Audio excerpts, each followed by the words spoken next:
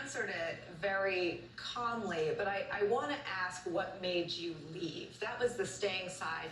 What pushed you out the door once and for all?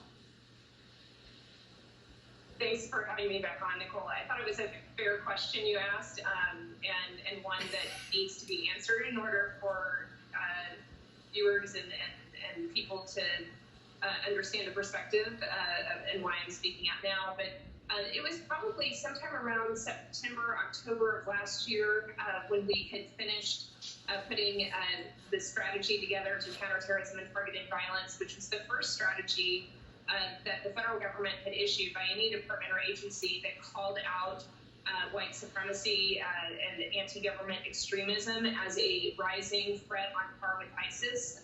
The FBI later agreed with us about 6 months later, and now thankfully the counterterrorism community is going after this threat at least at their level.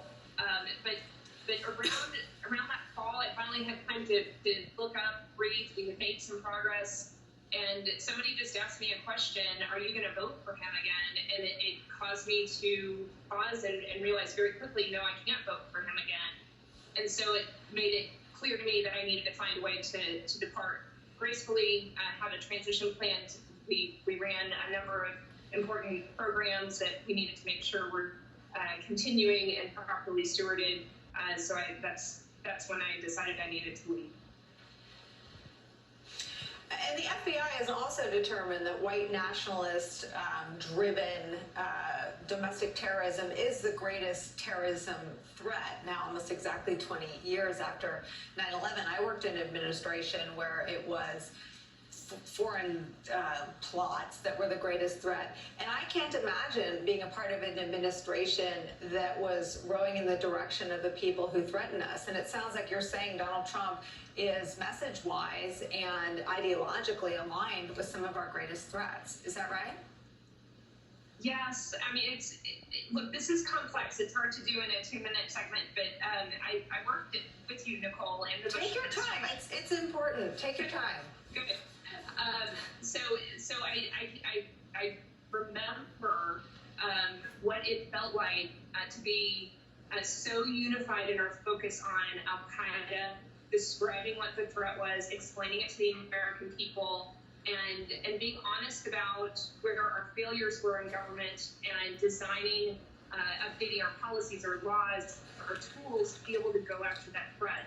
When we came in 2017, we were still focused on ISIS. And it took us a while to realize that, as you quoted, that Charlottesville was more than a blip. Certainly that Charlottesville moment when you had people not hiding in the shadows espousing this hateful ideology, but actually out with their faces uncovered and happy, proud to espouse this hateful ideology, it certainly caused all of us to just pause and say, something shifted, something is different here.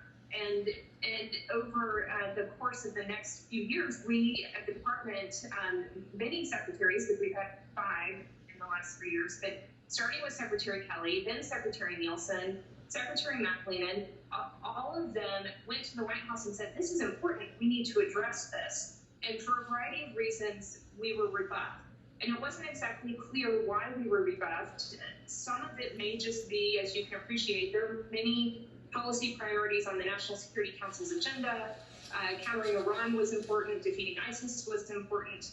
So there might have been some legitimate reasons why we were initially rebuffed. But by the time you get to the attack in Pittsburgh in October of 2018, and then even more stunningly, the Christchurch attack in March of 2019, and what we had feared, what we knew was increasingly globalized, was on the world stage. It is a globalized white supremacist movement. The U.S. is an exporter of this movement.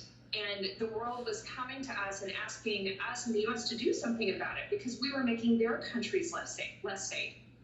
At least at that moment, I would have expected the administration to hone in on this and focus on it with the same amount of intensity that the federal government had focused on ISIS and Al-Qaeda before it. But I didn't see that happen. And I'm grateful that we had strong leaders at the department, at FBI, at the National Counterterrorism Center, and we worked this issue at my level and a few levels higher. We drove progress. We are safer today because of the work that has been done over the last few years. But there is no mistaking that when you face a grave threat like this, it is important for there to be clarity from the top. And the fact that the president will not call it out, I find it hugely ironic that he now is happy to use the term domestic terrorism, which he refused to do last year after El Paso. But now he will use domestic terrorism with regards to Antifa, which I have to say, I worked for 3 years, received intelligence briefings every day. Never once was I told that Antifa was a grave national security threat. That doesn't mean they're not a problem. That doesn't mean that they don't have pose a risk in certain communities that local law enforcement need to focus on.